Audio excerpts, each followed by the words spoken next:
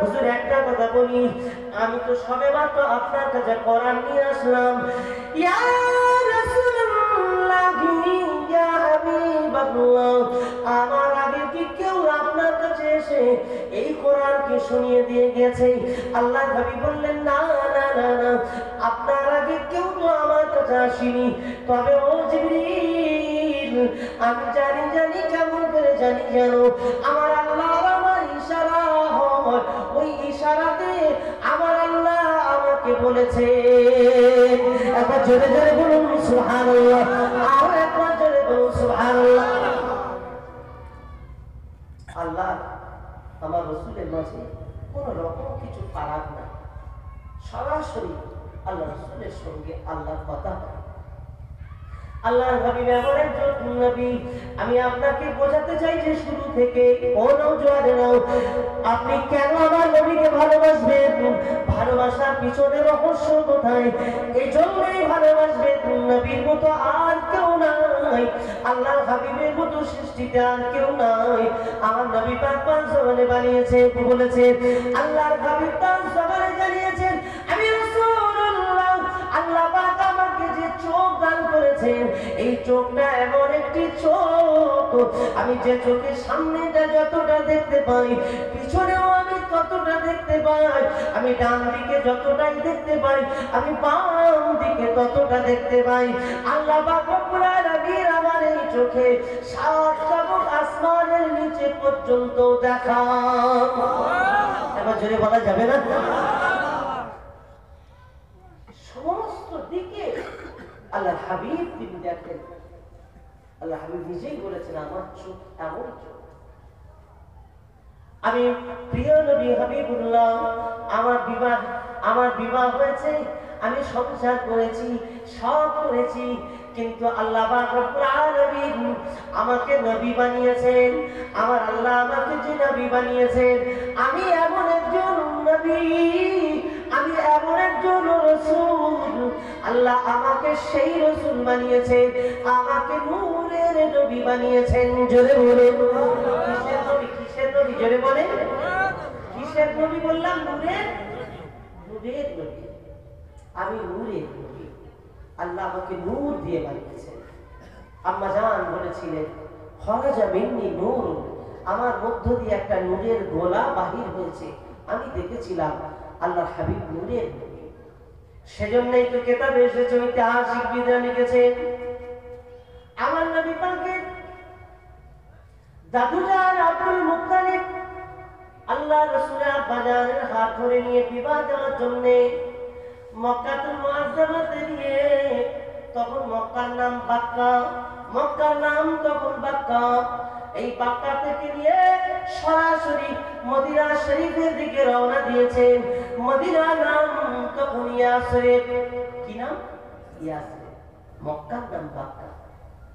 যাচ্ছেন বিয়ে দেবে আব্দুল্লাহ, ছোট ছেলে তো খুব ভালোবাসে। পথের মধ্যে রাসূলুল্লাহ দাদুজানের একটা বন্ধুর বাড়ি ছিল, সেই বন্ধুর বাড়িতে গিয়ে হাজির।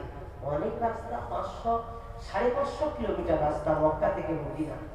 এতটা রাস্তা গেলে তো কষ্ট হবে, তা তায়েফের কাছে বন্ধুর বাড়িতে গিয়ে উঠেছে। যে তায়েফে রাসূলুল্লাহ রক্ত ঝরেছে, সেই তায়েফে গিয়ে বন্ধুর বাড়িতে গিয়ে প্রবেশ করছেন আব্দুল্লাহকে নিয়ে, নবী পাকের আব্বাজানকে নিয়ে। আল্লাহ রাসূলের আব্বাজান হযরত আব্দুল্লাহ রাদিয়াল্লাহু তাআলা আনহু, আল্লাহ রাসূলের আব্বাজান যখন চলে গেলেন আব্বাজানের সাথে, আব্বাজানের বন্ধুর বাড়িতে গিয়ে বসে আছেন আদবের সাথে। নাম জিজ্ঞাসা করলেন, কি নাম বাবা? বললেন, আমার নাম আব্দুল্লাহ। ও নওজোয়ানেরা, যুবকেরা, গল্প তো সুন্দর, আলোচনা চলছে, কিন্তু আব্বাজানের বন্ধুর একটি কন্যা রয়েছে যার নাম ফাতেমা, সেও খুব সুন্দরী। ও পাশের ঘর থেকে দেখছে যে একটা ছেলে এসেছে, তো বেশ এত সুন্দর ছেলে জীবনে কখনো দেখে। এত সুন্দর ছেলে, লোভ না সামলাতে পেরে বাহির হয়ে হাত ইশারা করে ডেকে বলছে, আব্দুল্লাহ একটু পাশে আসবে? খাওয়া দাওয়া অ্যারেঞ্জমেন্ট, অর্থের তো অভাব নেই, আল্লাহ শুকরিয়া, ধনী বাড়ি। তা আব্দুল্লাহকে ডেকে নিয়ে চলে গেছে। ডেকে নিয়ে আম্মা জান আব্দুল্লাহকে ডেকে নিয়ে বলছেন, ফাতেমা বলছেন, শোনো একটা কথা আজকে বলবো, তোমাকে দেখে আমার মনে হলো যা আমি সেটা প্রকাশ করছি, তুমি যদি রাজি হও আমি তোমার সঙ্গে বিবাহ করতে তৈরি। আব্দুল্লাহ মাথা নিচু হয়ে গেছে, জীবনে কখনো দেখিনি যে মহিলা সে আবার আমার বিবাহের প্রস্তাব দেয়, কোথাকার কে তার ঠিক নেই, ঝামেলা জড়িয়ে লাভ নেই, আমিও সব জানি না, যা বোঝেন যা জানেন আমার আব্বা, বলেই উঠে চলে এসেছে। ওই মহিলাটি আম্মা জান ফাতেমা, ওই মহিলাটি ফাতেমা দৌড়ে দৌড়ে গিয়ে আব্বা জানের কাছে গিয়ে বললেন, ও আব্বা জান, আপনার যে বন্ধু এসেছেন আব্দুল মুত্তালিব, আব্দুল মুত্তালিবের এক ছেলে আব্দুল্লাহ সাথে করে নিয়ে এসেছে। আব্বাজান আপনার কাছে একটা দাবি আজকে আমার, ও আমার আব্বাজান, আপনি আব্দুল্লাহর সঙ্গে আমার বিবাহ ব্যবস্থা করুন। জীবনে কখনো কোনো কিছু চাইনি, কেন আমি দাবি করলাম আমি পরে বলবো, আপনি আমার বিবাহের ব্যবস্থা করুন।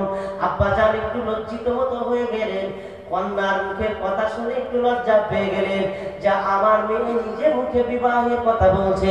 ওই সময় ফাতেমা বলেছিলেন, ও আমার আব্বাজান, হ্যাঁ এটা স্বাভাবিক, আমি নিজে মুখে বলেছি, কিন্তু কেন বললাম ও আমার আব্বাজান, আপনি যদি জানতেন আপনি আমার হয়ে আগে তৈরি হয়ে যেতেন। ও আমার আব্বাজান, তবে এখন আপনাকে আমি বলবো না, বিবাহ দেওয়ার পরে আমি আপনাকে বলবো। আব্বাজান আর কোনো কথা না বলে প্রস্তাব নিয়ে চলে গেলেন। ও আমার বন্ধু আব্দুল মুত্তালিব, তোমার ছেলের সঙ্গে আমার মেয়ের বিবাহ কি তুমি দেবে? আমার মেয়েটা অতিবা সুন্দরী মেয়ে ফাতেমা, তুমি আমার ছেলের সঙ্গে কি একটু বিয়ে ব্যবস্থা করো তোমার ছেলের সাথে? আল্লাহ পাকের নবী দাদু জান এক কথায় জবাব দিলেন, আমি কথা দিয়েছি আব্দুল্লাহ হুজুরির কন্যার সাথে বিবাহ হবে, কথা দিয়েছি মদিনায়, সুতরাং আমি কথার খেলাপ করব না। ওগো যদি সেখানে না বিবাহ হয় তাহলে তোমার মেয়ের সঙ্গে বিবাহ দেব। কিছু মনে করো না ভাই, আমি তো এক জায়গায় কথা দিয়েছি, মদিনার জমিনে আমাকে যেতে হবে, ইয়াসরিবে যেতে হবে। আল্লাহ রাসূলের আব্বা জানকে নিয়ে চলে গেলেন। নবী তখন পৃথিবীতে আসেন না, আমার নবী পাকের আব্বা জানকে নিয়ে গিয়ে, ও নওজওয়ানেরা মনে রেখে দিন নাও, ও আমার আম্মা জানেরা, আল্লাহ পাকের কি রহমত, আল্লাহ কি ইচ্ছা জানি না, আম্মা জান আমেনা সেই জামানার এত সুন্দরী মহিলা, আম্মা জান আমেনা অত্যন্ত সম্ভ্রাম্যশালী, অত্যন্ত একেবারে ধনী পরিবারের এক মহিলা, সম্মানীয় পরিবারের মহিলা, আম্মা জান আমেনা। আল্লাহ পাক রব্বুল আলামিন আমেনার সঙ্গে আব্দুল্লাহর বিবাহটা পরিপূর্ণ করে দিলেন। একবার জোরে জোরে বলুন সুবহানাল্লাহ। একদিন দুদিন নয়, 3 দিন সংসার করলেন হযরত আব্দুল্লাহ। কিতাবে এসেছে আব্দুল্লাহ 3 দিন সংসার করার পরে এক রাতে আম্মা জান আমেনার সঙ্গে এক রাতে যখন একই বিছানায়, আল্লাহ রাসূলের আম্মা জানকে হযরত আব্দুল্লাহ একটা কপালে বুসা দান করেছিলেন, যে বুসা দেওয়ার বিনিময়ে আমার নবী পাকের নূর আম্মা জানের রেহেমে গিয়ে পৌঁছে গিয়েছে। বুসা দেওয়াতে মনে হয় পিসাব এসেছে, দেখেন যেভাবে আওয়াজ দিচ্ছেন, দেখেন তো মাশাআল্লাহ। এটা তাকবীর দেন, নারে তাকবীর, নারে তাকবীর। সিলসিলায়ে ফুরফুরা শরীফ জনাব হুজুর কিবলা, জনাব ভাইজান হুজুর কিবলা, নারে তাকবীর। আলহামদুলিল্লাহ, আল্লাহ শুকরিয়া। আমরা আজ আলোচনা শুনছি প্রিয় নবী, আপনাদের অসুবিধা হচ্ছে নাকি? আলহামদুলিল্লাহ, আমার নবী পাকের আম্মা জানের সঙ্গে বিবাহ হয়ে গেল তার আব্বা আব্দুল্লাহ। 3 দিন সংসারে, 3 দিন একই সংসার, একই জায়গায় তিনি বিবাহের পরে সময় কাটানোর পরে তিনি বুসা দান করলেন, যে বুসাতে রেহেমে নূর পৌঁছে গেল। বেশ সেখানে শ্বশুর বাড়ি সময় কাটিয়ে বাড়ি ফিরবেন, পথে মধ্যে তো আবার তাইফে এসে হযরত আব্দুল্লাহ আবার সেই বাড়িতে গিয়েছেন। বন্ধুর বাড়িতে আব্দুল মুত্তালিব গেলেন। কি হলো, তোমরা ওঠো কেন?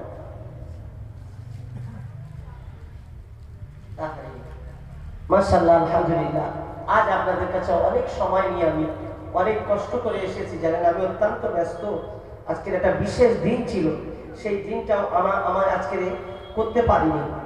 আর এত মানে দায়িত্ব আমার উপরে এসেছে, যে দায়িত্ব আপনারা শুনলে অবাক হবে। আল্লাহ শুকরিয়া, জি শুকরিয়া করে বলছি, 5টা দেশ, একটা দুটো নয়, 5টা দেশের শিক্ষার্থী, জি আলহামদুলিল্লাহ আমি সেই দায়িত্ব বহন করছি যে শিক্ষার্থীরা আমাদের ইনস্টিটিউটে পড়াশোনা করে, যে ইনস্টিটিউটটা হলো ইন্টারন্যাশনাল কেরাত ট্রেনিং ইনস্টিটিউট। আন্তর্জাতিকভাবে একটা ইনস্টিটিউট তৈরি করা হয়েছে যেখানে কারি কোর্স পড়ার জন্য। একবার বলবেন না আলহামদুলিল্লাহ। যে ইনস্টিটিউটের প্রধান পৃষ্ঠপোষক হলেন প্রধান যিনি শায়েখ, যিনি সার্বিকভাবে তত্ত্বাবধান করছে বাংলাদেশের শায়েখ আহমদ বিন ইউসুফ আল আজহারি হাফিজাহুল্লাহ। সারা পৃথিবীর মানুষ তাকে চেনে, বাদশাহরা তাকে আমন্ত্রণ করে কোরআন শোনার জন্য। বলবেন না আলহামদুলিল্লাহ। সেই রকম মানুষ এই ইনস্টিটিউটের সার্বিক তত্ত্বাবধানে, আর আমি নগণ্য সেই ইনস্টিটিউটের একজন বিশেষ দায়িত্ব বহন করছি। 500 ছেলে কিভাবে পড়বে সব মনিটরিং করতে হয় অনলাইনে। অফিসে অনেক ছেলেরা আছে কাজ করার, তবুও আমাকে সময় দিতে হয় পূর্ণভাবে। এই 2 মাস ক্লাস চলছে কারি কোর্সে। এখানে মনে হয় আমাদের সেই বিভাগীয় একটা শিক্ষার্থী আছে, আলহামদুলিল্লাহ, তাই না? আছেন না আপনি? আলহামদুলিল্লাহ উনি পড়েন। যে আল্লাহ সেটা আপনাদের সামনেই দেখালাম। তো আমাদের যারা ছাত্র শিক্ষার্থী যারা, আপনারা চমকে যাবেন। সে কি, আপনাদের যে ইমাম সাহেব, এইরকম ইমাম সাহেব 200 আলেম, মানে যেমন বসে আছে দেখছেন আমার ভাইজান হুজুর, ঠিক এইরকম প্রত্যেকজন আলেম, মাদ্রাসার শিক্ষক, বড় বড় মুহাদ্দিস, আরো 200 সব আলেমেরা পড়ছেন। নতুন কোরআন শিখছে এমন নয়, কেরাত পড়ে কারি হবে। আল্লাহ শুকরিয়া, যে বিভাগটা আমরা খুলেছি এই বিভাগে পড়াশোনা করতে গেলে সাধারণত মিশর ছাড়া হয় না। ভারতবর্ষে এই শিক্ষা ব্যবস্থা নিয়ে সম্পূর্ণ মিশরিয়ান পদ্ধতিতে শিক্ষা ব্যবস্থা, যার শিক্ষকতা করার জন্য ভারতে একটাও শিক্ষক নেই। কি বলেছি বুঝেছেন? শিক্ষকতা করার জন্য ভারতে একটাও শিক্ষক নেই। সেজন্য বর্তমানে আমাদের ইনস্টিটিউটে 13 জন শিক্ষক আছে, সবই বাংলাদেশে। আলহামদুলিল্লাহ, আল্লাহ শুকরিয়া। আজ সাপ্তাহিক আঞ্জুমানের দিন, মানে আজকের নতুন উদ্বোধন হয়েছে, আঞ্জুমান হবে, মানে যা পড়াশোনা হলো 2 মাস ধরে আঞ্জুমান হবে সপ্তাহে সপ্তাহে, সেইটাকে একে অপরে বলা কওয়া করবে ছেলেরা। তো আজকে আমি রাস্তায় আস্তে আস্তে সব সেট আপ করে দিয়েছি। তো আল্লাহ শুকরিয়া, এই ইনস্টিটিউটটা চলে পশ্চিমবঙ্গ ওলামা বোর্ডের মাধ্যমে। ওলামা বোর্ড একটা সংগঠন নয়, এটি কেবলমাত্র একটা বোর্ড, অরাজনৈতিক এবং বেসরকারি একটা বোর্ড। এই ওলামা বোর্ডের ডিরেক্টরের দায়িত্বে আমি আছি, আর কন্ট্রোলারের দায়িত্বে আছেন ফুরফুরা শরীফের পীরজাদা মেহরাবউদ্দিন সিদ্দিকী আল কুরাইশি হাফিজাহুল্লাহ। তারই ছোট ভাইজান এসেছেন আজ এখানে। আর জি আল্লাহ শুকরিয়া, কয়দিন হবে, 1 সপ্তাহ এখনো হয়নি। আর তিনি খুশি হয়ে, এই কোরআনের খেদমতে খুশি হয়ে তিনি আমাকে একটা গাড়িও উপহার দিয়েছেন, যে গাড়িটার কম বেশি করে দাম প্রায় 16 লাখ টাকা। যে তুমি এই গাড়িটা নাও, কোরআনের খেদমত যেন আরো মানুষের ঘরে ঘরে পৌঁছে যায়, ওলামা বোর্ডের মাধ্যমে খেদমত করো, পাশে আছি। তা ভাইজান হুজুর তো সবকিছুই নির্দেশ দেন, শুধু নির্দেশগুলো পালন করি মাত্র, এছাড়া আর অন্য কিছু নয়। চেষ্টা করি একটু কোরআনের খেদমত করার। তো আপনাদেরকে বলবো, আপনারা জুড়ে যাবেন ওলামা বোর্ডের সঙ্গী হয়ে, ঘরে বসে কোরআন শিখে নেবেন। ঘরে বসে, কোনো জায়গায় ছুটতে হবে না। যুবকদের বলছি, সকলের বলছি, আমাদের অ্যাপস আছে, যে অ্যাপসটা প্লে স্টোরে পাওয়া যায়। অ্যাপস নাম হলো WBUB। আরেকটা অ্যাপস আছে ওলামা বোর্ড বলে লিখলেই চলে আসবে। দুটো অ্যাপস আছে, আমাদের ওয়েবসাইট আছে, সবই বানানো হয়েছে। তা সারা পৃথিবীতে এই পদক্ষেপটা বহু শায়েখরা বলেছেন যে শ্রেষ্ঠ একটা পদক্ষেপ। বলেন না আলহামদুলিল্লাহ। পৃথিবীতে একটা শ্রেষ্ঠ পদক্ষেপ। একই বিভাগে 400 ছেলে পড়ছে। একবার জোরে বলবেন না আলহামদুলিল্লাহ। ভারতবর্ষের এমন কোন স্টেট নেই যেখানে আমাদের শিক্ষার্থী নেই। আল্লাহ শুকরিয়া করে বলছি, আপনারা দোয়া করুন, আমাদের মান্থলি শুধু 3 লক্ষ টাকা বেতন বাবদ দিতে হচ্ছে। তা শিক্ষার্থীরা যেটা দেয় কম বেশি করে ওই 1, 20, 30 গিয়ে দাঁড়ায়।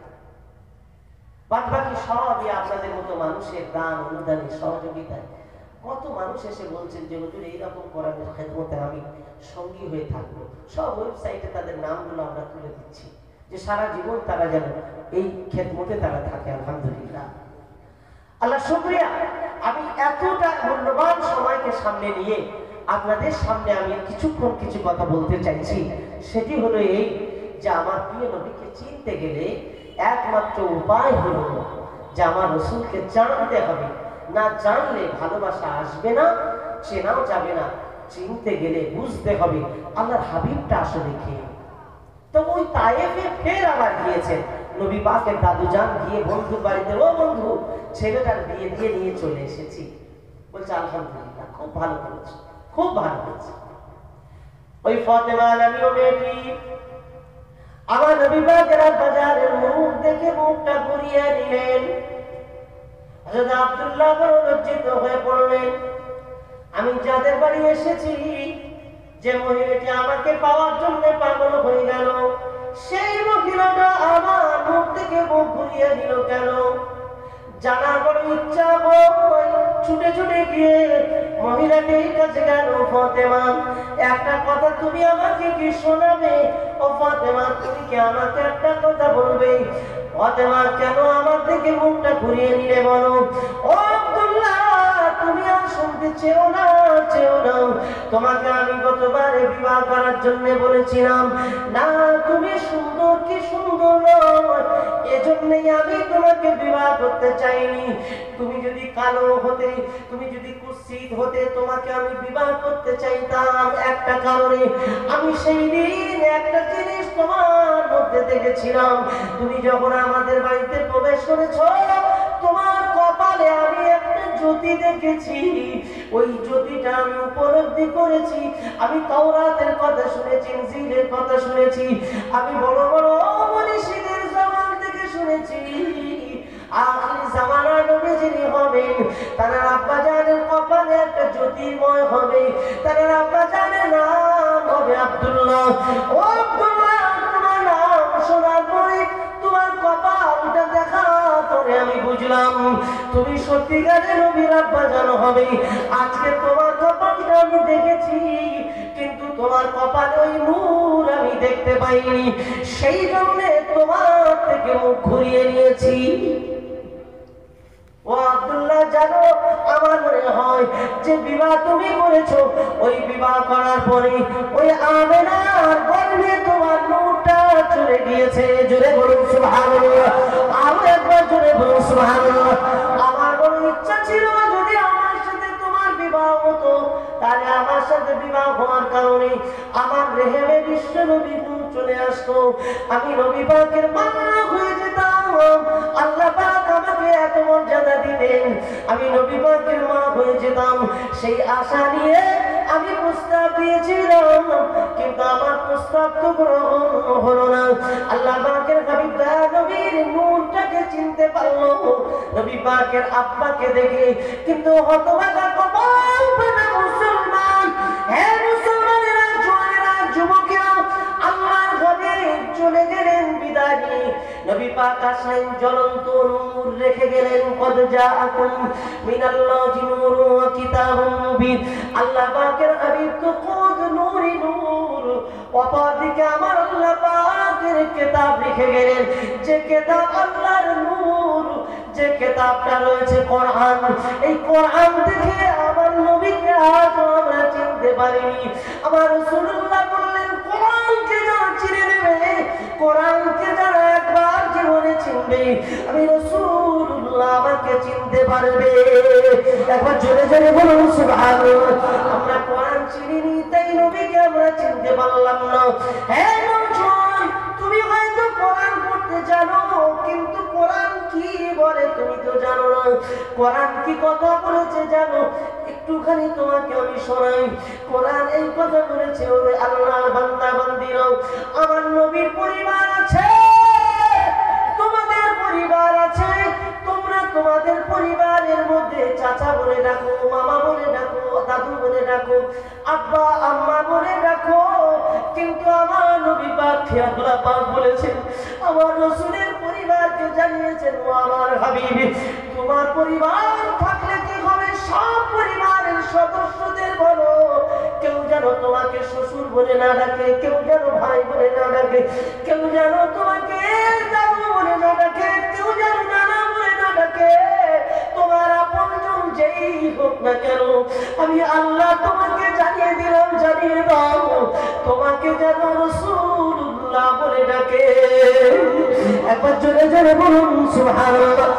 আম্মা জান ফাতেমা আমার নবীকে রাসূলুল্লাহ বলতেন, হাসান হোসেন আমার নবীকে রাসূলুল্লাহ হাবিবুল্লাহ বলতেন, तमाम স্ত্রীরা রাসূলকে নবী আল্লাহ হাবিবুল্লাহ বলতেন।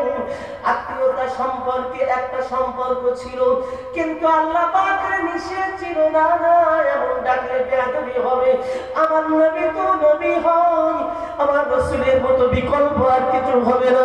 সুতরাং তোমরা তোমাদের জীবনে আমার রাসূলের সঙ্গে কিছু মিলিয়ে ফেলো না, আল্লাহর হাবিবের জন্য জীবন উৎসর্গ করতে তৈরি হবে। আল্লাহর হাবিবের কোনো কিছুতে তুমি যদি জীবনকে বাজি লাগাও, আমি আল্লাহ পাক রব্বুল আলামিন তোমাকে সর্বোচ্চ মর্যাদা নসিব করে দেব। সেই রাসূলকে চেনার জন্য আল্লাহ পাক এই কথাই বলেছেন যে আত্মীয়তা বন্ধনে একটা সম্পর্ক থাকার পরেও দেখতে পাওয়া গিয়েছে না আমার নবী তো নবী হবে, রাসূলকে আলাদা ভাবে দেখলে হয় না। আমরা অনেকেই হয়তো বলি যে হযরত হুসাইন হাসান নানাজি নানাজি করে ডেকেছে, ফাতেমা আব্বাজান আব্বাজান করে ডেকেছে, না এই আয়াত নাযিল হওয়ার পরে আর কখনো ডাকে না। প্রিয় ভাইরা আমার, মনে রেখে দিন না, আল্লাহর হাবিব জনাবে মুহাম্মদ রাসূলুল্লাহ সাল্লাল্লাহু আলাইহি ওয়াসাল্লামের পরিচয় আমি কিভাবে আপনাকে জানাবো, জানাবার মতো ক্ষমতা আমার কাছে নাই। কেননা আমার আল্লাহ পাক রব্বুল আলামিন আমার নবীর মর্যাদা বাড়াবার জন্য প্রত্যেকদিন ফেরেশতাদের ডেকে ডেকে আমার রাসূলের মর্যাদাটা বৃদ্ধি করতে থাকেন। জোরে বলুন, আরো একবার জোরে বলুন সুবহানাল্লাহ। তবে একটা কথা আপনাকে আগে শোনান, হাদিস শরীফে এসেছে আল্লাহর হাবিব দিন দুনিয়ার বাদশা বলেন, আমার আল্লাহ পাক রব্বুল আলামিন আমাকে সৃষ্টির প্রথমে বানিয়েছেন, ওয়াদামু বাইনার রূহি ওয়াল জাসাদি ওয়াদামু বাইনাল মাই ওয়াত তিন। নবী আদম তৈরি হয়নি, নবী আদমের মাটিও একত্রিত করা হয়নি, সবার আগে আমার আল্লাহ আমাকে বানিয়েছেন, আমি রাসূলুল্লাহ সবার আগে তৈরি হয়েছে আমি, আল্লাহ পাক আমাকে বানিয়ে বলেছেন আমার হাবিব সব শেষে তোমাকে আমি পাঠাবো, সবার আগে তোমাকে নবী বানিয়েছি, কিন্তু সবার শেষে পাঠাবো খাতামান নবীন করে, তোমার পরে একেবারে আমি আল্লাহ বন্ধ করে দেব, আমি নবী আসাটা বন্ধ করে দিয়ে তোমার মর্যাদাটা সবার থেকে বেশি করে দেব। জোরে বলুন, সবার আগে আর সবার পরে এসেছে। কি মজা! আল্লাহর হাবিবকে যেদিক দিয়ে দেখবেন এত ভালো লাগবে, কোন দিক দিয়ে আপনি কোন কিছুতে আমার প্রিয় নবীকে কমাতে পারবেন না, কোন কিছুতে কমাবার মতো জায়গা নেই। আল্লাহ আমার রাসূলের আশাটা আজকে আমার নবী এসেছেন, প্রচার হয়েছে, আজকে প্রচার হয়েছে, যে প্রচারটা হলো এই প্রচারটা হলো বিশ্ব নবী দিবস হবে, নবী দিবসের মাহফিল হবে, প্রচার হয়েছে নবী দিবসের মাহফিল হবে। এই নওজোয়ান আর প্রচার নয়, আমার রাসূলের প্রচার। আমার আল্লাহ পাক আদমকে বলেছিলেন, আদম তুমি আমার নবীর প্রচার করো, নূহ তুমি আমার নবীর প্রচার করো, আল্লাহ পাক সুলাইমানকে বলেছেন নবীর প্রচার করো, আমার শেষ নবীর প্রচার তোমরা করো করো করো। একেবারে সৃষ্টির শুরু থেকে নিয়ে ঈসা রূহুল্লাহ পর্যন্ত আল্লাহ পাকের হাবিব আসার প্রচারটা আমার আল্লাহ করেছেন। একবার জোরে বলুন না সুবহানাল্লাহ। এত প্রচার কোন নবীর হয়নি, যে প্রচারটা আল্লাহ হাবিবের জন্য করেছে, সেই প্রচার হওয়ার পরেও আমরা চিনতে পারছি না। কি তার চোখ চিনিনি। যদি চিনতাম তাহলে যুবকেরা এই পরিবেশে আর চলতো না। আজ এই বয়স যাওয়ার পরে এই পরিবেশ আমাদের মধ্যে থাকতো না।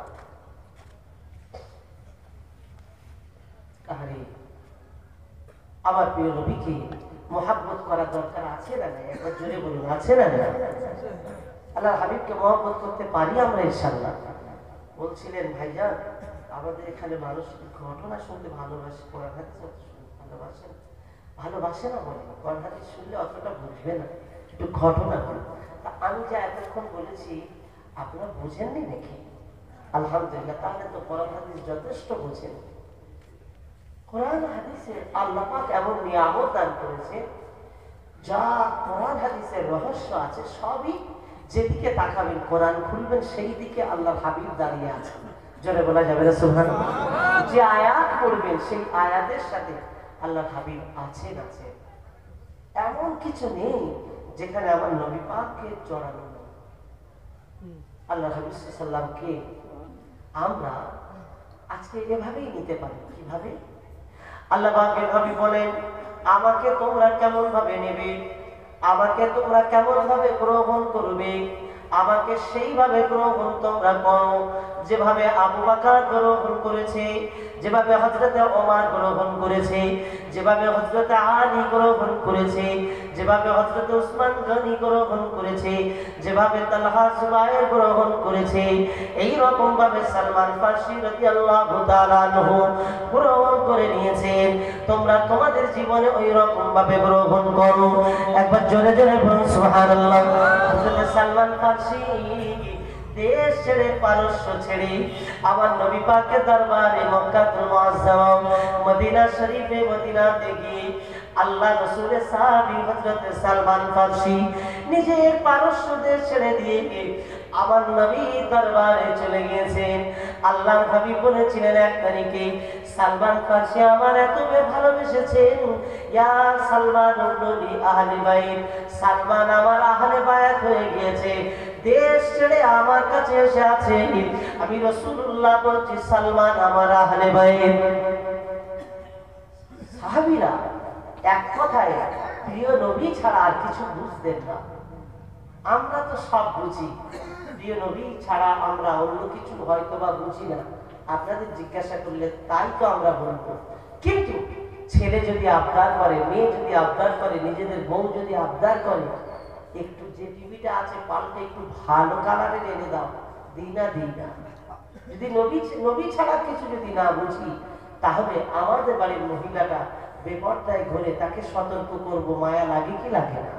আমাদের বাড়ির ছেলেটা দুদিন খাওয়া বন্ধ করে দেব, সে আমার নবীর মহব্বতের ছেলে হয়নি, আজও পর্যন্ত বেশরিয়াতের দিক তার ভিতরে ফুটে উঠছে। তাহলে আল্লাহ হাবিবের তুলনায় ছেলেকে বেশি মূল্যায়ন করছি না করি না? যদি রাসূলকে আমাদের জীবনে মূল্যায়ন করি, তাহলে প্রাধান্য তো আল্লাহ হাবিবই পাবেন, প্রাধান্য সন্তান পাবে না, ছেলে পাবে না, মেয়ে পাবে না। আমরা প্রাধান্য তাদেরকে বেশি দিয়েছি, আর তারা উদাসীনতার সঙ্গে যা ইচ্ছা তাই করছে।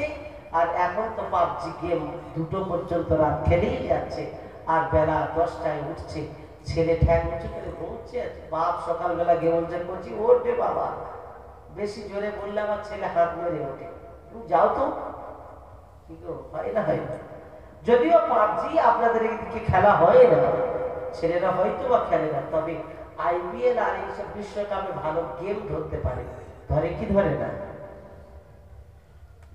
মোবাইলে বিশ্বকাপে বা আইপিএল খেলাতে সবাই আপনার কি বলে, বাজি লাগাচ্ছে, মোবাইলের আপনার হাত ধরে বসে থাকে, দেখেছেন? তার মানে কি করে?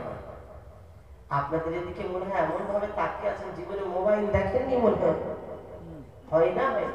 ছেলেরা খেলে না, খেলে যুবকরা খেলে বলেই তো এখানে বেশি যুবক ছেলে। সবার সামনে যাচ্ছে না, সবার সামনে যাচ্ছে না, তার জন্য একটু ওয়াজ করে। তুমি কেটা মাইক বলে নাকি? না, আমি একটা সামনে আসো, তাহলে তোমার মনটা দিয়ে শোনাচ্ছে। আচ্ছা, ওটা কিছু বলেছে, দেখুন বসো। জলসা চান্দা দিচ্ছে না, ওইখানে একটু ওয়াজ করেন। বাহ বাহ, আলহামদুলিল্লাহ। জলসার চাঁদা দিচ্ছে না তাই বলছে। ওরা তো চান্দা দিচ্ছে না। ওকে বসো, এখানে এসো, সামনে বসো, ভালো ছিল আলহামদুলিল্লাহ। ওর যে একটা মন হয়েছে জলসার চাঁদা দেয়, সত্যি কেন দেবে না? ও যে শেপার তেরেঙ্গা খাচ্ছে তাতে তো একটা ভালো খরচ হচ্ছে, কি হয় না?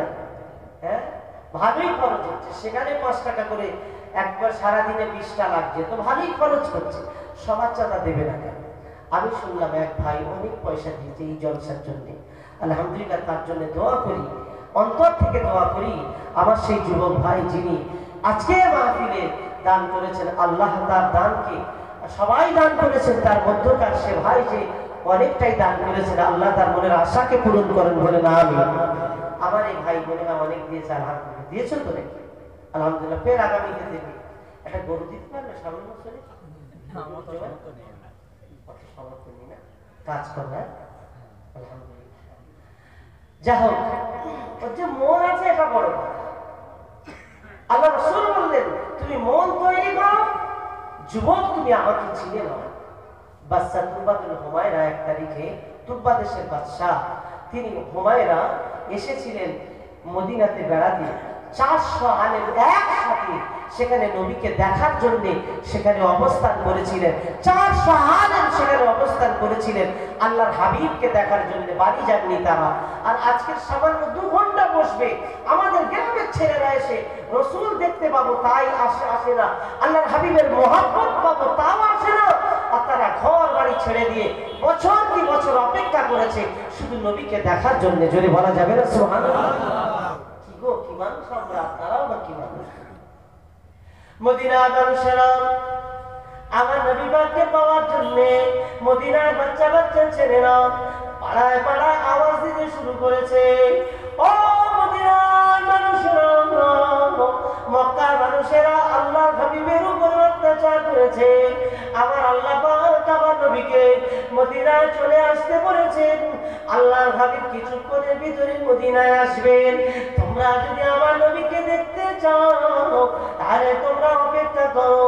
মদিনার মানুষেরা এই আওয়াজ শুনে দল দল দল দল আল্লাহর হাবিব যে রাস্তা দিয়ে হেঁটে আসবেন, ওই রাস্তার ধারে চাতক পাখির মতো তাকিয়ে আছেন।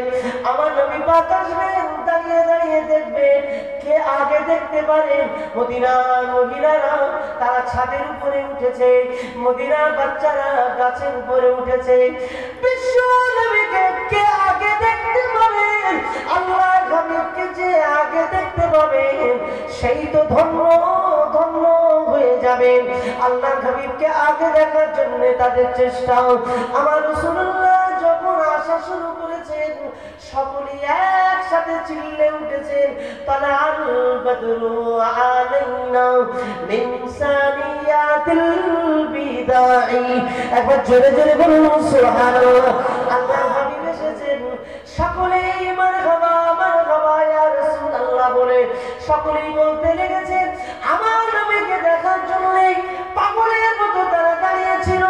মক্কা থেকে আমার নবী মদিনায় আসবেন, আমাদের বাড়িতে আসবেন। আল্লাহর হাবিব যখন মদিনায় এসেছেন প্রত্যেকটা মানুষ বলতে লেগেছেন, ইয়া রাসূলুল্লাহ আমার বাড়ির মেহমান হয়ে যাও।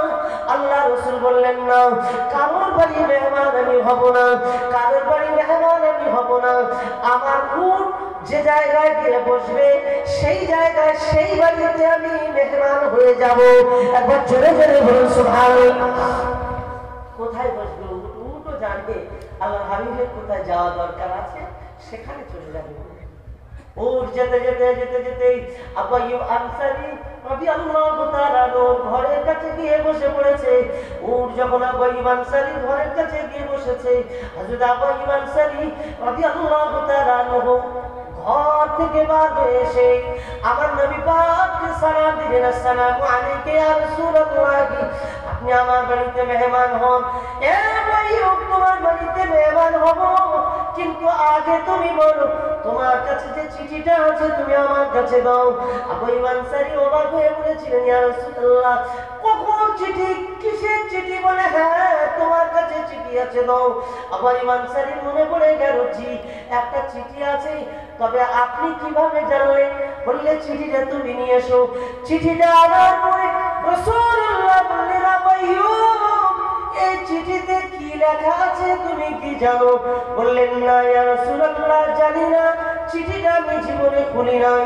এই চিঠিতে লেখা রয়েছে তুমি যে ঘরে বাস করছো ওই ঘরটা বাদশা হুমায়রা আমি রাসূলুল্লাহ আমার জন্য বানিয়েছে। একবার জোরে জোরে বলুন সুবহানাল্লাহ। আর বাদশা হুমায়রা বলেছেন ইয়া রাসূলুল্লাহ আপনাকে দেখার জন্য আমার 400 আলেমকে রেখে গেলাম, আমি থাকতে পারলাম না, আপনি আমার জন্য দোয়া করবেন, সুপারিশ করবেন।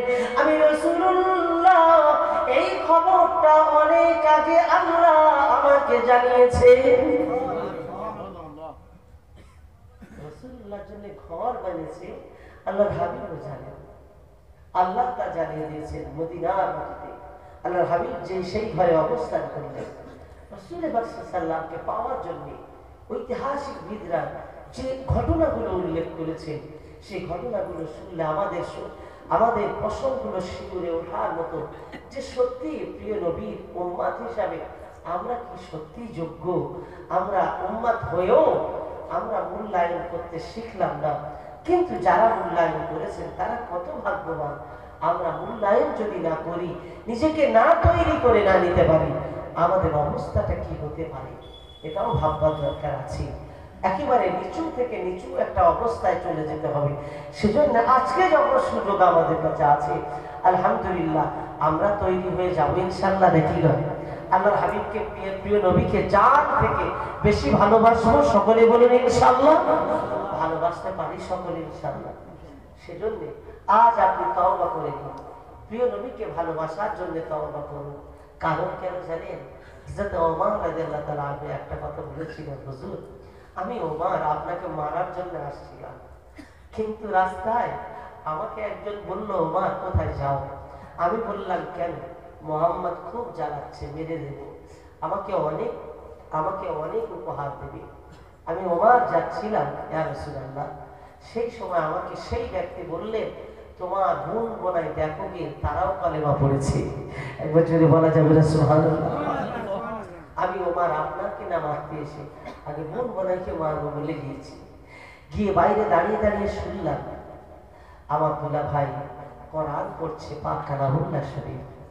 কোরআন শুনে আমার জীবনের সব কিছু এক মুহূর্তে যেন পরিবর্তন হয়ে গেল। কি যেন আমি শুনলাম। আমি শোনার পরেও দরওয়াজা ঢুকে ঠেলে আমি ভাঙচুর করে আমার দুলা ভাইকে আমি আঘাত করেছি, কিন্তু তথাপি আমি কোরআনের কথা ভুলিনি।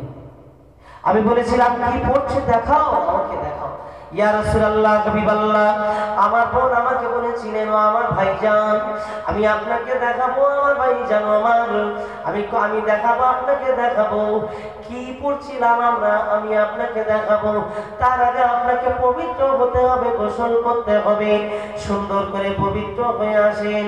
ইয়া রাসূলুল্লাহ আমি পবিত্র হওয়ার পরে আমার সামনে যখন কোরআন পড়ে শোনাচ্ছিলেন আমি মনে মনে ভাবছিলাম এটা তো মানুষের কোনো কথা নয়, এই কথাগুলো তো আমার আল্লাহ পাঠিয়েছে। ইয়া রাসূলুল্লাহ হাবিবাল্লাহ ওই কোরআনটা শোনার পরে আমার জীবনের সব কিছু আমার ভুলে গেলাম, আমি যেন সব ভুলে গেলাম। আমার আর সম্পত্তির লোভ আমার আর হলো না, আমিও আমার কিছুই মনে হলো না। আমার শুধু মনে যাচ্ছিল ওই মানুষটার কাছে আমাকে যেতে হবে যে মানুষের উপরে কোরআন নাযিল হয়েছে, তার কাছে আমার যেতে হবে। ইয়া রাসূলুল্লাহ হাবিবাল্লাহ হুজুর আমি আমার তরবারিটাকে নামিয়ে নিলাম, নিয়ে আপনার কাছে এসে আপনার হাতে কলেমা পড়ে আমি মুসলমান হয়ে গিয়েছি। একবার জোরে জোরে বলুন সুবহানাল্লাহ। ইয়া রাসূলুল্লাহ আমার কোনো কিছু অভাব ছিল না, মক্কার মানুষেরা আমাকে ভয় করতো। মক্কাতে আমার এত সম্পদ ইয়া রাসূলুল্লাহ এত সম্পদ থাকার পরেও তবু আমার কোনো কিছু অভাব না থাকার পরেও আমি যখন কোরআনের আয়াত শুনলাম সব সম্পদের কথা আমি ভুলে গেলাম। আমার শুধু মনে হয়েছে আপনাকে পাওয়ার জন্য, আপনাকে না পেলে আমি পাগল হয়ে যাব। ইয়া রাসূলুল্লাহ ভালোবাসি, আপনাকে আমি খুব ভালোবাসি। আপনার ভালোবাসা আমার জীবনের সবকিছু তুলনায়, আমার জীবন অপেক্ষা আপনার প্রতি বেশি ভালোবাসা। আল্লাহর হাবিব বলেছিলেন, ওমর, আমাকে যারা ভালোবাসে আল্লাহ তাদের আমার সাথে জান্নাতে পাঠিয়ে দেবে। ওমরকে লক্ষ্য করে বলেছিলেন, এ ওমর, রাআইতু কাসবান ফিল জান্নাতি লিমান হাযা লিকাদ ফাতাম মিন কুরাইশ জান্নাতু আল-হুলি। ও ওমর, জেনে রেখে দাও, ও ওমর, আমি স্বপ্ন দেখেছিলাম এক জান্নাতের, যে জান্নাতটা আমি স্বপ্ন দেখেছিলাম, যে জান্নাতের স্বপ্নটা আল্লাহ পাক আমাকে দেখিয়েছেন, সেই সময় আমি আর এক স্বপ্ন দেখলাম। আমি বলি, শোনো, আল্লাহ পাকের জান্নাতে এক বান্দা যাবে, যে বান্দাটার এত মর্যাদা, জান্নাতে প্রবেশ করবে, জান্নাতেরা সালাম জানাবে, মারহাবা মারহাবা মারহাবা, তুমি ধন্য। ওই মানুষটা কে জানো? তোমার পাশে বসে আছে আবু বকর। জোরে বলুন সুবহানাল্লাহ। ও মা, তোমার ব্যাপারে আমি স্বপ্ন দেখলাম, তোমার ব্যাপারে জিবরিল আমিন আমাকে বেড়াতে নিয়ে গিয়ে দেখালেন, তোমার সুন্দর জান্নাতটা আমি দেখতে পেলাম। ওই জান্নাতটা দেখে আমি অবাক হয়ে গেলাম। আমি জান্নাতে যাওয়ার জন্য, আমি জান্নাতে প্রবেশ করার জন্য পা বাড়ালাম। জিবরিল আমিন বললেন, না না, এটা আপনার জান্নাত নয়, আপনার সাহাবী হযরতে ওমরের জান্নাত। জোরে বলুন, আরো একবার জোরে বলুন সুবহানাল্লাহ। ও ওমর, তুমি কেন কাঁদো? তুমি কেন কাঁদো? কেঁদো না, কেঁদো না। আল্লাহ পাক তোমার জন্য জান্নাত আল্লাহ করে দিয়েছেন। সাহাবীরা জান্নাত পাওয়ার পরেও যে খেদমত, যে দিনদারিত্ব তারা দেখিয়ে গেছেন, আমরা যদি জান্নাত পেতাম আগে ভাগে জেনে গেলে তো আমরা কোন মসজিদের ধারে কাছে আসতাম না। কি পেয়ে যখন আর খামাখালি কষ্ট করবো কেন, নাকি সব রকম করে দিতাম। প্রিয় নবী, সাহাবীরা জান্নাতের সার্টিফিকেট হাতে নিয়ে ঢুকেছে, অথচ ইসলামে এমন কোনো বিষয় ছিল না যেটা তারা পরিপূর্ণতা অর্জন করেনি। সব বিষয়গুলো পরিপূর্ণভাবে মেনেছে। ছোট্ট একটা কথা বললে বুঝবেন। হযরতে রাসূলের কলিজার টুকরি ফাতেমা রাদিয়াল্লাহু তাআলা আনহার লাগতে জিগার হযরতে হুসাইন রাদিয়াল্লাহু তাআলা আনহু কারবালার মরুপ্রান্তরে শহীদ হয়েছে, আমরা সকলে শুনেছি না? হযরত হুসাইনকে বলেছিলেন, হুসাইন আপনি যাবেন না, ও হুসাইন আপনি যাবেন না, কুফার মানুষেরা বড্ড বেয়াদব, কুফার মানুষেরা মুনাফিকি করেছে আপনার আব্বার সাথে, যাবেন না, যাওয়ার দরকার নেই। আমি ইতিহাস বলছি, ইতিহাস আছে। ও হুসাইন যাবেন না, কুফার মানুষেরা আপনার আব্বার সঙ্গে মুনাফিকি করেছে। হযরত হুসাইন রাদিয়াল্লাহু তাআলা বললেন, আপনারা আমাকে মানা করছেন ঠিকই, আমার কাছে একটা নয়, দুটো নয়, আমার কাছে অসংখ্য চিঠি এসেছে, প্রায় কম বেশি 500 চিঠি আমার কাছে এসেছে কুফা নগরী থেকে। চিঠি পাঠিয়ে আমাকে বলেছেন, ওগো হুসাইন, আমরা ইয়াজিদকে মানি না, আমরা ইয়াজিদকে মানব না, আপনি আসুন আপনার হাতে বায়াত হব, আপনি আসুন আপনার হাতে বায়াত হব। আপনারা যদি আমাকে না যেতে দেন, তারা ইয়াজিদকে মানবে না। ইয়াজিদ কেন ইসলামের বিরুদ্ধাচরণ করে, আমি ইসলামের ঝান্ডা উঁচু করে রাখার জন্য আমি যদি না যাই তাহলে আমি কি জবাব দেব? ওই সময় নবী সাহাবীরা বলেছিলেন, হুসাইন যাবেন না, আপনি যদি যান আপনার সামনে আমরা শুয়ে পড়বো, আপনার সামনে আমরা শুয়ে পড়বো, আমাদের মাঝখান থেকে আপনার যেতে হবে। হযরত হুসাইন বলেছিলেন, ও নবী সাহাবীরা, বেয়াদবি নেবেন না, নেবেন না, আমার ঘোড়া আপনাদের বুকের উপর দিয়ে চালিয়ে দেব, কিছু মনে নেবেন না। কেন আমি যাব জানেন? কেন আমি যাব জানেন? আপনারা যে আমাকে মানা করছেন, আমাকে মেরে দিতে পারে, আপনারা যে মানা করছেন আমাকে মেরে দিতে পারে, কিন্তু আমার ভয় হচ্ছে আমি মরে যাব যদি এই ভয় করে না যাই, তাহলে আমার নবী পাকের রেখে যাওয়া, আল্লাহর হাবিবের রেখে যাওয়া ইসলামের আদর্শকে ওরা মাটির সাথে লুটিয়ে দেবে। আমি হুসাইন বেঁচে থাকতে মাটির সাথে ইসলামের আদর্শ লুটিয়ে দিতে দেব না, দেব না, দেব না। আমি আমি চাই আমার জীবনে রক্ত থাকতে আমি সেখানে গিয়ে প্রতিবাদ আমি করব। একবার জোরে জোরে বলুন সুবহানাল্লাহ। নারে তাকবীর, নারে তাকবীর। আমার ভাই জি মাওলানা আব্দুল হালিম সাহেব আপনার জানেন দাওয়াত বরকাতুল আলিয়া আমার একেবারে ভাই, আমার বাড়ি থেকে 8 কিলোমিটার দূরে ঘর। জি, কিন্তু সেবাকে জানি আমার পীর মুজাদ্দিদ জামান কাতে জিগার পীর আবু ইব্রাহিম হুজুর রহমাতুল্লাহ আলাইহি একেবারে ছায়া সঙ্গী, সর্বদাই সবকিছু। আমি এরকম দেখিনি গাড়ি চালানো, আবার শরীর মেসেজ করে দেওয়া, ঘুম পাড়িয়ে দেওয়া হুজুরের, আবার হুজুরের তাবিজ দেওয়া। হুজুরের এমন কিছু নেই যে নিজে করেনি। একটা মানুষ গাড়ি চালাবার পরে লং লং রাস্তা শরীর তো অসুস্থ হয়, কিন্তু না, ওই অবস্থা কখনো তাবিজ দিচ্ছে, আবার কখনো হুজুরের একটু মাথা টিপে দিচ্ছে, পা টিপে দিচ্ছে, কি না মেহনত করেছে। আল্লাহ শুকরিয়া, তার মেহনত, তার খেদমত আল্লাহ কবুল করেন, বলেন আমিন। আর আমার হুজুরকে জান্নাতের উচ্চ মাকাম দেন, বলুন আমিন। আজকে ভাই এসেছে, কিছুক্ষণ কিছু কথা আপনাদের সামনে বলবেন, তারপরে বিষয় হুজুর আসবেন। আলহামদুলিল্লাহ, আপনারা সকলেই যারা বাইরে আছে আসেন না, ভিতরে এসে একটু বসবেন। আর যতটুকু আলোচনা করেছি আমার জন্য দোয়া রাখবেন। বিদায়ের মুহূর্তে বলবো, পশ্চিমবঙ্গ ওলামা বোর্ড যে কথা আপনাদের কাছে আগে বলছিলাম, এই ওলামা বোর্ডের সঙ্গী আপনারা হবেন, কোরআনের সঙ্গী হবেন। অ্যাপসটা ডাউনলোড করে আপনারা একটা মেম্বার হবেন। ওলামা বোর্ডের মেম্বার হলে কি সুবিধা? ওলামা বোর্ড আপনাদের পাশে থাকবে, আর আপনারা ওলামাদের সাথে থাকতে পারবেন। এই বোর্ডে বর্তমানে প্রায় 600-700 আলেম আছে শুধু। এবার বলবেন না আলহামদুলিল্লাহ। আল্লাহর শুকরিয়া যে এই বোর্ডের কন্ট্রোলার মির্জাদা মেহরাব সিদ্দিকী কুরাইশি, সেই জন্য আপনাদেরকে জানিয়ে গেলাম। এর সদস্য মেম্বার হওয়ার জন্য আপনাকে ওখানে সবকিছু বলা আছে অ্যাপসের মধ্যে, আপনারা জানতে পারবেন। বিশেষ করে বলবো, কোরআন শেখার জন্য ঘরে ঘরে কোরআন পৌঁছে দেন মহিলারা। কারি সাহেবের দিয়ে আমরা পড়াচ্ছি, মহিলাদের ব্যাচ আছে। শুধু ফুরফুরা শরীফের মহিলারা কম বেশি করে 18 জন পড়ছে, 18 জন পড়ছে। সব মিলিয়ে মহিলা আমাদের শিক্ষার্থী আছে প্রায় 56 জন। বলবেন না আলহামদুলিল্লাহ।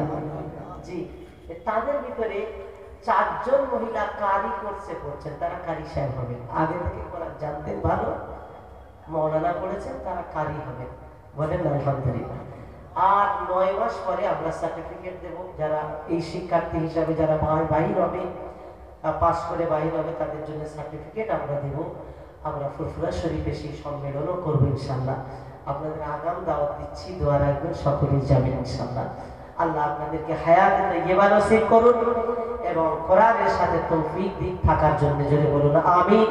ওয়া মা তৌফিকি ইল্লা বিল্লাহ। আসসালামু আলাইকুম। প্রাণ ভরে দরুদ শরীফ। আল্লাহুম্মা